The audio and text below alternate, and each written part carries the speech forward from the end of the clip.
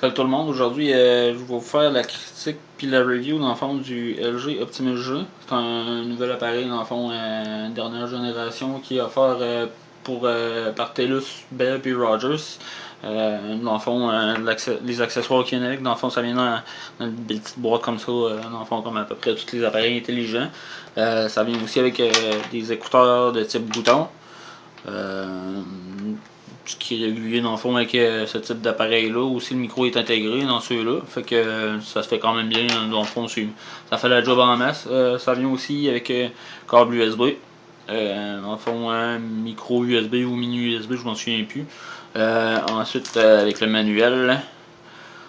Ensuite avec l'adapteur pour le power. Petite note par contre pour l'adapteur du power. Pour le power, la largeur fait en sorte que, mettons, si vous avez un power bar de type, dans le fond, celui-là il est du bon sens, fait que ça va bien, là, dans le fond, si vous avez un adaptateur, dans le fond, pas un adaptateur, mais un power bar qui est de l'autre bord, là, vous voyez, dans le fond, c'est un petit peu trop large sur celui-là, parce que ça fait, en tout cas, vous allez soit devoir prendre un bout d'aller de même, puis que l'autre soit pratiquement hypothéqué, ou ben non, ça en prend 2 ou 3 au minimum, fait que c'est un peu tannant, là.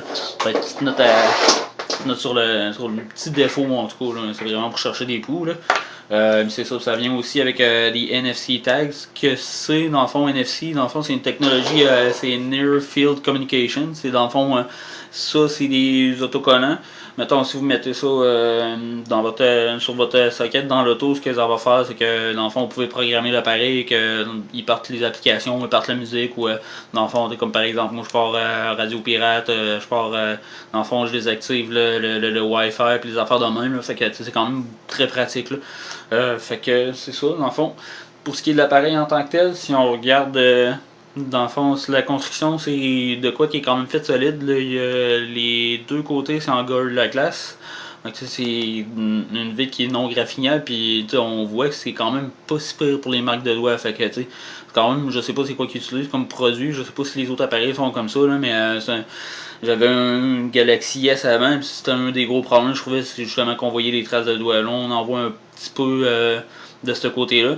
C'est ça, là, dans le fond, le fait aussi la batterie, là, le couvert est pas amovible, fait que ce que ça fait, s'il y a des problèmes de batterie, dans le fond, malgré qu'il y a quand même des petites vis ici, fait que je présume que c'est facile d'aller la remplacer.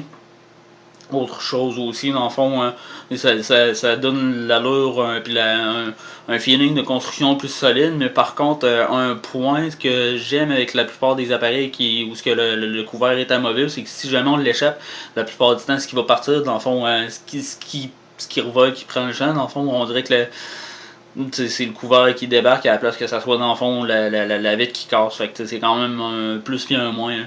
Fait que je sais pas, en tout cas. Sinon, belle qualité d'appareil. On n'a pas l'impression d'avoir un jouet entre les mains. On n'a pas l'impression que ça bouge ou que ça craque ou quoi que ce soit. Ensuite, l'appareil, pour ce qui est du processeur, c'est un Snapdragon quad-core S4 cloqué à 1.5G. Il y a 2 GB de RAM. Il y a, dans ce modèle-là, dans le fond, le modèle qui est offert au Canada, c'est 32 GB d'espace. Caméra 8 mégapixels avec un LED. Film du 1080p. Caméra de face de 1.3 mégapixels. Ça supporte le LTE, les vitesses pour le LTE, dans le fond, pour ceux qui sont au courant ou qui sont pas au courant, c'est peut-être. En tout cas, j'ai fait le test ici, ça me donnait autour du 15 MB. Là. Fait que c'est quand même de quoi de très acceptable. Là, dans le fond, dépendant où vous êtes avec votre connexion, ça se pourrait que ça soit déjà supérieur à ce que vous avez à la maison. Là. Fait que il n'y a pas de problème là-dessus. C'est ça, ça supporte le chip NFC. Je sais pas, c'est ça, il y a un GPS, la chip GPS, ça supporte le GLONASS qui est un nouveau standard dans le fond pour les GPS. Comme je vous ai dit, Gorilla Glass 2. Puis il y a aussi une autre chose, là, je me souviens plus du nom, dans le fond c'est un peu l'équivalent du Apple TV. C'est ça, c'est. Attendez, je vais retrouver, c'est Miracle, dans le fond c'est un peu l'équivalent du Apple TV. Là, dans le fond, c'est un nouveau standard, dans le fond, avec tout ce qui est Wi-Fi, les communications dans le fond, lorsque vous allez pouvoir dans le fond partir un film sur votre appareil, puis ça s'affiche dans le fond sur votre TV en Wi-Fi. Dans le fond, c'est ça pour ce qui est de l'appareil, comme je vous ai dit, dans le fond, une bonne qualité de construction. Aussi, pour ce qui est du logiciel, dans le fond, les ajouts de LG sont quand même pas trop agressifs si on veut. Là. Fait que il y a des icônes qui sont un petit peu différentes. Ça rappelle un peu ceux du Samsung. Sinon, à part de ça, si on fait le tour des applications qui ont été rajoutées par LG, dans le fond, il y a les petites options, pardon. Il y a sur le menu du haut, le menu déroulant, on peut avoir plusieurs choses comme ça. Là. Dans le fond, il y a beaucoup de raccourcis qui sont très pratiques. Si on regarde dans le fond, s'il y a le Quick Memo, Wi-Fi, activer, désactiver, Bluetooth, pour le son, les profils de son, pour rotation, les affaires normalement pour l'Eco Mode. Ce que ça fait là, Eco Mode, c'est que ça va désactiver des corps du processeur, comme ça va faire que la batterie va moins gruger vite. Brightness, Hotspot, Miracast, comme je vous ai dit tantôt, là, dans le fond, toutes les choses comme ça qui sont quand même pratiques. Puis un autre ajout qui est pas dans le fond sur Android normalement, c'est le Edit. Fait que si jamais vous utilisez plus certaines choses en priorité de dos, vous pouvez le monter ou le descendre dans le menu. Là. Donc c'est de quoi d'intéressant. Aussi, autre application ajout de LG, il y a dans le fond, si on retourne au lock menu, là, dans le fond, ce qui est pas pire, c'est qu'on a des applications rapides, des accès rapides ici, là, comme dans le fond, si on veut appeler, si on veut envoyer un message, si on veut envoyer un email, si on veut prendre une caméra rapidement. Fait que c'est quand même des options qui sont intéressantes. Fait que c'est un beau petit plus. Le menu aussi est quand même c'est cute si on veut. Là. Après ça, dans le fond, si on va dans les applications, comme je vous ai montré tantôt le Quick Memo, je vais vous montrer un peu c'est quoi. C'est quand même de quoi de pratique. C'est comme, mettons, je vais vous donner un exemple avec Google Maps. Là, vous voulez envoyer une map à quelqu'un, puis lui dire, dans le fond, pomme l'autoroute là, puis il sort à telle place. Vous pouvez faire un Quick Memo. Dans le fond, c'est que ça permet vraiment d'écrire sur votre écran. Fait que c'est quand même intéressant. Fait que, tu sais, comme, mettons, son McDonald's, puis, tu sais, on peut faire comme qu'on veut, puis après ça, ensuite, dans le fond, une fois qu'on l'a édité, on peut soit le partager ou le sauvegarder dans la galerie. C'est soit le partager, l'envoyer par Facebook ou Google Plus ou Gmail ou peu importe ce que vous avez besoin. Là. Fait que c'est quand même de quoi d'intéressant. C'est ça. Vous avez peut-être remarqué aussi, il y a LG utilise une autre technologie pour la reconnaissance du tactile qui est intégrée dans la vitre. Fait que ce que ça fait, c'est que sa réponse c'est pratiquement instantané. Fait que, si on fait quoi que ce soit avec l'appareil, dans le fond, on n'a pas de délai ou quoi que ce soit quand on touche à de quoi. Là. Après ça, dans le fond, autre application intéressante pour le monde qui aime ça, changer de système souvent, il y a le backup ici. Dans le fond, qui va sauvegarder tout ce qui est sur le bureau, puis dans le fond, toutes les applications, puis les choses comme ça. On peut même le céduler, là. Fait que ça, c'est. Je vais pour vérifier, voir si on pouvait le faire en ligne, là, mais c'est de quoi qui est vraiment pas pire. C'est une belle addition justement pour peut-être un peu plus les power users, comme probablement ceux-là qui me regardent un peu. Là. Après ça, si on regarde. Il y a l'application LG Tag qui est pour les tags NFC que je vous parlais tantôt. Là, mettons, si on veut ouvrir des menus, là, In My Car, si jamais je veux partir à telle application, là, si je veux partir, mettons, comme je disais tantôt, Radio Pirate ou je l'ai rajouté. Dans le fond, on le rajoute dans le menu. Il faut le trouver. C'est ça. Donc on le rajoute. Dans le fond, moi je désactive le Wi-Fi, j'active le data, le GPS. Tu peux partir de la musique aussi. Après ça, dans le fond, une fois que c'est fait, on peut l'écrire sur la carte. Puis dans le fond, on peut s'en servir, mettons, les cartes comme ça, dans le fond, comme je vous ai montré, là, ça s'achète aussi là, sur eBay ou sur Amazon ou peu importe sur Internet, là, dans le fond. Fait que quelqu'un qui veut, mettons, en mettre une sur sa table de nuit pour que ça parte le cadran tout de suite automatique, ça va le faire, là, puis il n'y aura pas besoin de rien toucher, c'est un beau sauvetage, c'est quand même pratique pour à peu près tout le monde. Dernière application de LG, il y a Smart World, dans le fond, qui est équivalent du Play Store, fait que c'est applications un peu plus recommandées par LG. Il n'y a pas rien de faramineux là-dedans. Là, si on le laisse loader, c'est pas mal l'équivalent du Play Store, comme je vous dis. C'est pas mal ça. Ensuite, moi je suis avec TELUS, enfin avec mon appareil. Fait que ce qui est pas pire avec TELUS, il y a pour le côté bloatware, il y a juste une application qui est installée. Dans le fond, c'est pas vraiment une application, c'est un lien pour télécharger une application qui, dans le fond, après ça, va avoir les applications recommandées de TELUS. Sinon, dans le fond, moi j'ai rejeté mon account, mais tu sais, il était pas là d'origine, il a fallu que j'aille la chercher dans le fond, dans le Play Store. Là. Fait que c'est quand même. Je dirais que pour le footprint, dans le fond, pour les bloatware, pour TELUS, c'est un gros plus. Là. On est sûr qu'on n'a pas tout plein de cochonneries. Fait que si on continue dans le fond comme ça, si on regarde justement le GPS, c'est quand même, justement, on voit de la manière que ça répond, puis tout, que c'est rapide au bout, puis la qualité du GPS aussi avec le GLONASS, je sais pas si c'est juste ça, là, mais comme présentement, je suis dans le sous-sol, puis on n'a pas de misère à voir exactement, ça répond tout de suite, là. Fait que, puis l'appareil que j'avais avant, dans le fond, c'était un Galaxy S qui était quand même réputé pour avoir des problèmes de GPS. Donc c'est comme je tombe, pour moi personnellement, je tombe le jour et puis la nuit. Dans le fond, avec ça là, j'ai fait des tests avec GPS test, puis je tombe à une distance de peut-être une précision de peut-être 3-4 mètres. Là. Fait que c'est quand même de quoi de vraiment, vraiment précis. Là. Puis dans le fond, la réponse aussi, là, on parle dans le temps d'une minute, la position est trouvée. Fait que c'est vraiment bien. Si on va dans le fond, on fait le tour un peu vite vite de la caméra. Moi, ce que j'avais trouvé au début, dans le fond, de la caméra, c'est que, dans le fond, je trouvais que c'était un peu jaunard, si on veut. Hein, c'était un peu amber, un peu comme couleur. Là, mais, en fond, si jamais ça vous arrive, c'est votre avis aussi. Là, moi, ce que j'ai fait, j'ai baissé la brightness, puis c'est numéro 1. Aussi, autre bon point pour,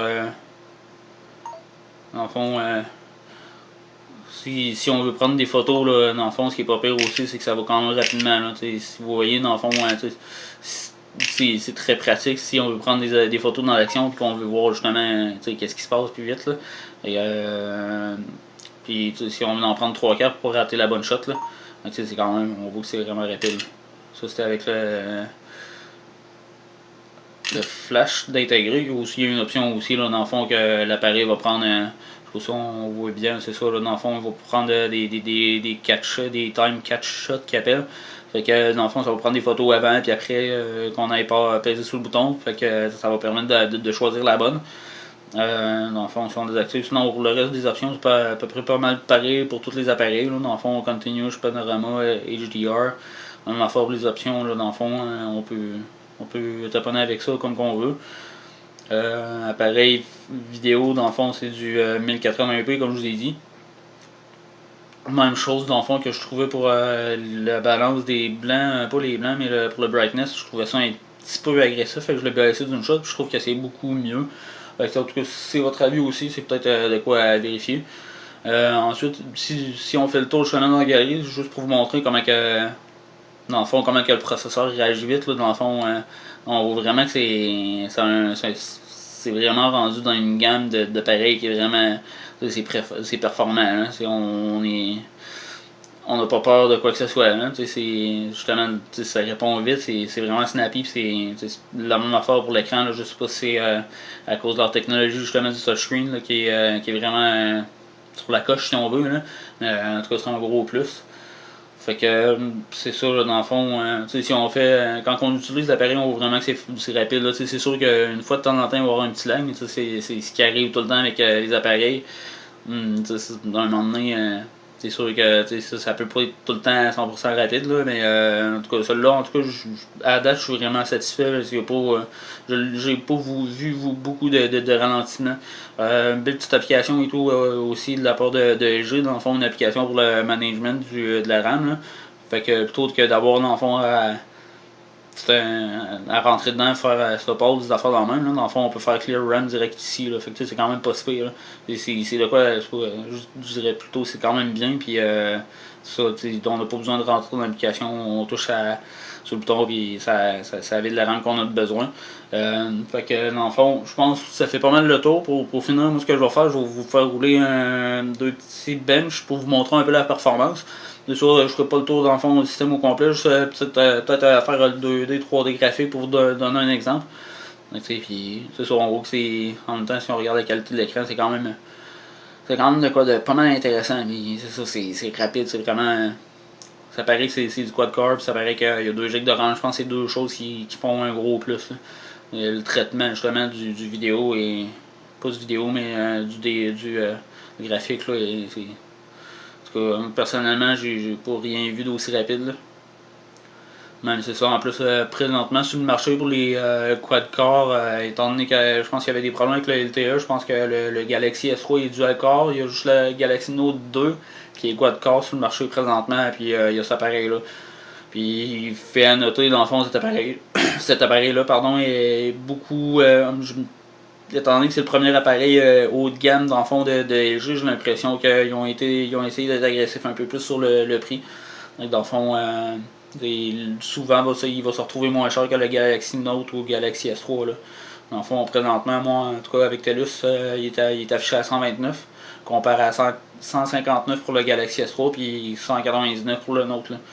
Puis, justement, là, si on compare avec le Note ou le S3 pour le format, dans le fond, le Note, pas le Note, mais le S3 est un petit peu arrondi, fait que il est un petit peu plus gros dans le fond, fait que c'est pas si pire, mais c'est plus désagréable pour le traîner dans les poches, tandis que ça, c'est un petit appareil carré qui, ça se traîne bien. Là.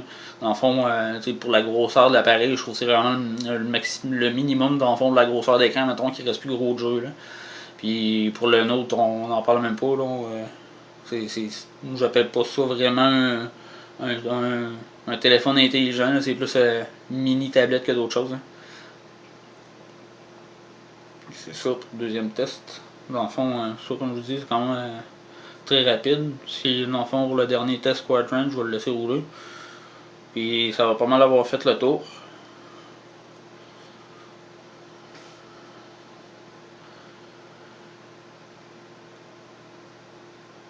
On va voir aussi à la fin, là, dans le fond, un petit comparatif avec d'autres appareils. Là.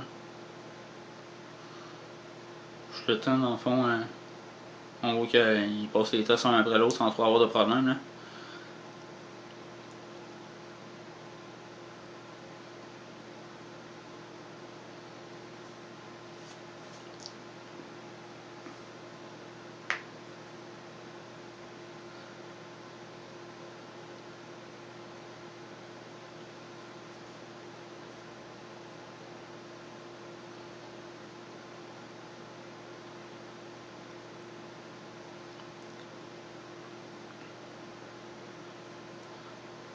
Donc, on regarde le score dans le fond. 6044 comparé au One X qui a l'air entre 4000 et 5000. Donc, c'est vraiment, en tout cas, personnellement, je trouve que c'est une coche à part. Là. Fait que, ça, dans le fond, pour conclure, moi, en tout cas, si vous avez un appareil à acheter, dans le fond, prochainement, je vous le recommande beaucoup. Là. Dans le fond, c'est pas mal la meilleure affaire, le meilleur rapport qualité-prix sur le marché. Puis, dans le fond, c'est ça. Là. Fait que, recommandé.